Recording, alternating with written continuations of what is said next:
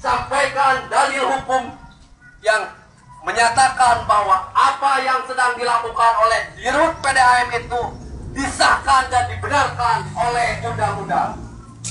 Kalau keluarga besar Dirut PDAM, keluarga besar perusahaan daerah ini bisa menyampaikan dalil hukum yang menyatakan bahwa apa yang sedang dilakukan oleh Direktur PDAM itu adalah sah menurut hukum, maka kami akan meninggalkan tempat ini juga sekarang.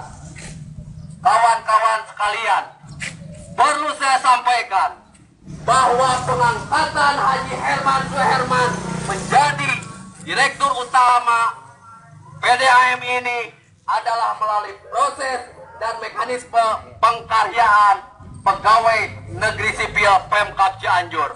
Oleh karenanya, yang bersangkutan masih tetap terikat oleh tata pranata aturan yang terkandung dalam Undang-Undang Aparatur Sipil Negara, Undang-Undang Nomor 5 Tahun 2014, yang menyatakan dengan keras bahwa PNS tidak boleh melakukan politik praktis dan berbau politik.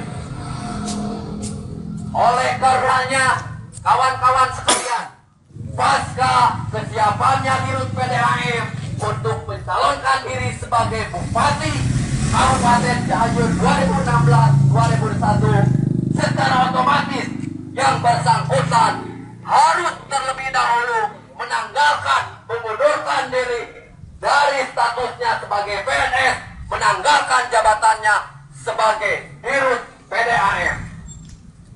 Yang kedua, yang juga perlu kita sampaikan dan perlu kita ketahui bahwa dalam APBD tahun 2015 ini perusahaan PDAM mendapat gelontoran dana dari APBD dalam bentuk penyertaan modal kurang lebih 50 antara 35 sampai dengan 55 miliar.